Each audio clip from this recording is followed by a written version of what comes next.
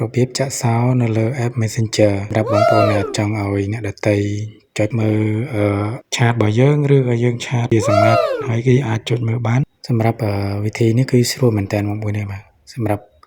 យើងនៅក្បែរសង្សារឬក៏ប្រពន្ធដែលយើងអត់ទុកចិត្តថាគាត់ចូលឆែកមើលអីចឹងណាបាទអញ្ចឹងវិធីនេះគឺស្រួលមែនតើដោយបងប្អូននេះចូលទៅកាន់ឆាត Messenger របស់យើងហើយបងប្អូនហ៊ាកលេសទៅកាន់ខាងក្រោមនៅកាន់ពាក្យថាមេនុយនៅក្នុងឆាតរបស់យើងហ្នឹងណាបាទដែលខ្ញុំដាក់សញ្ញាឲ្យមើលហើយបន្ទាប់មកយើងចុចពាក្យថា setting ហើយបន្ទាប់មកយើងធ្វើការ scroll ចុះទៅក្រោមយើងទៅរកពាក្យថា privacy and safety នេះមកគ្នាបាទអញ្ចឹងបងប្អូនចុចបន្តទៀតមកគឺស្វែងរកពាក្យថា app lock ហើយប្រព័ន្ធតែយើងបើកនៅសញ្ញាហើយយើងចុចសញ្ញានេះមកហើយវាឲ្យយើង scan មេដៃសម្រាប់ទូរស័ព្ទខ្លះវាឲ្យយើងវាយលេខកូដអញ្ចឹងណាអូខេឥឡូវបន្ទាប់ពីយើង scan មេដៃហើយវានឹងលោតចូលតម្រង4តម្រងនេះឲ្យយើងជ្រើសរើស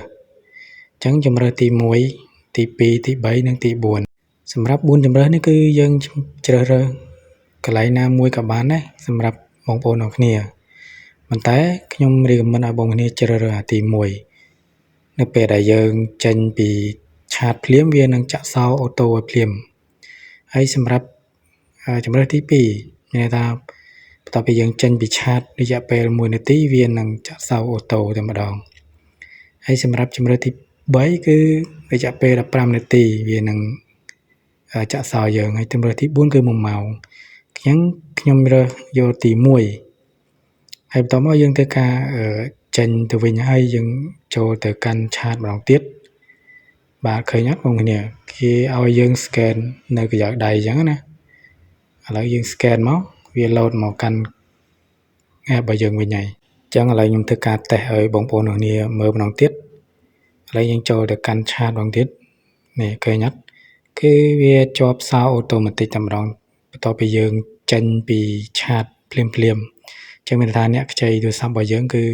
គ្រាន់តែយើងបិទឆាតភ្លាមគឺយើងអាចចូលមើលបានទេតើម្ចាស់យើងអាចមើលបាននេះគឺជាការលាក់ការនៅពេលដែលយើងភ្លេចទូរស័ព្ទឬក៏អ្នកចិត្តខាងខ្ចីទូរស័ព្ទរបស់យើងមើលឬក៏សង្សារឬក៏ប្តីប្រពន្ធរបស់យើងអញ្ចឹងរបៀបបិទក៏នៅបងហ៊ាចូលមកសារដើមសារថ្មីមកហើយយើងរកស្វែងរកពាក្យថា app lock វិញដដែលមកហើយយើងធ្វើការទៅបិទនៅកន្លែង tick នេះមួយមកជាការស្រេចហើយអញ្ចឹងនៅពេលដែលយើងចូលឆាតម្ដងទៀតគឺវានឹងដោយធម្មតាដោយដែលយើងអត់តន់ដាក់នៅកម្មវិធីចាក់សោហ្នឹងឯងអញ្ចឹងអរគុណបងប្អូនបាទសម្រាប់ការតាមដានមួយវីដេអូនេះអរគុណ